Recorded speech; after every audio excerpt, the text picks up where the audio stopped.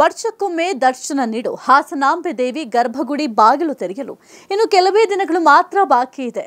ತಾಯಿ ದರ್ಶನ ಮಾಡಲು ರಾಜ್ಯದ ಮೂಲೆ ಮೂಲೆಯಿಂದ ಭಕ್ತಾದಿಗಳು ಬರ್ತಾರೆ. ವರ್ಷಕ್ಕೊಮ್ಮೆ ಭಕ್ತರಿಗೆ ದರ್ಶನ ಭಾಗ್ಯ ಕರುಣಿಸುವ ಹಾಸನಾಂಬ ದೇವಿಯ ಜಾತ್ರೆಗೆ ದಿನಗಣನೆ ಆರಂಭ ಆಗಿದೆ. ಪ್ರತಿ ವರ್ಷದಂತೆ ಈ ವರ್ಷವೂ ಜಾತ್ರೋತ್ಸವವನ್ನು ಅದ್ದೂರಿಯಾಗಿ ಆಚರಿಸಲು ಸಕಲ ಸಿದ್ಧತೆಗಳನ್ನು ಮಾಡಿಕೊಳ್ಳಲಾಗಿದೆ. ಇನ್ನು ಹಾಸನದ ಹಾಸನಾಂಬೆ ದೇವಸ್ಥಾನದ ಬಾಗಿಲು ತೆರೆಯಲು ಇನ್ನು 2 ದಿನಗಳಷ್ಟೇ ಬಾಕಿ ಇದೆ. ಅಕ್ಟೋಬರ್ 10ರಂದು ಶುಕ್ರವಾರ ಮಧ್ಯಾಹ್ನ 12 ಗಂಟೆಗೆ ಹಾಸನಾಂಬ ದೇವಾಲಯದ ಗರ್ಭಗುಡಿ ಬಾಗಿಲು ಶಾಸ್ತ್ರೋಕ್ತವಾಗಿ ತೆರೆಯಲಾಗುತ್ತೆ. ಹಾಸನಾಂಬೆ ದೇವಿಯ ದರ್ಶನ ಪಡೆಯೋ ಭಕ್ತರ ಸಂಖ್ಯೆ ಹೆಚ್ಚಾಗುವ ಸಾಧ್ಯತೆ ಕೂಡ ಇದೆ.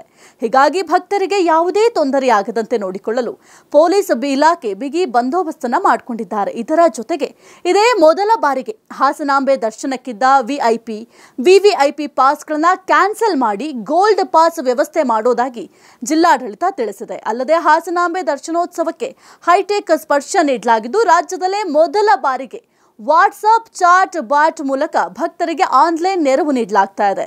ಇನ್ನು ಟಿಕೆಟ್ ಬುಕ್ಕಿಂಗ್, ದರ್ಶನದ ಸಮಯ, ಸರತಿ ಸಾಲುಗಳ ಸ್ಥಿತಿಗತಿ, ಈ ಹುಂಡಿ ಸೇರಿ ಹಲವು ಮಾಹಿತಿಯನ್ನ ವಾಟ್ಸ್ಆಪ್ ಚಾಟ್ನಲ್ಲೇ ಸಿಗುತ್ತೆ.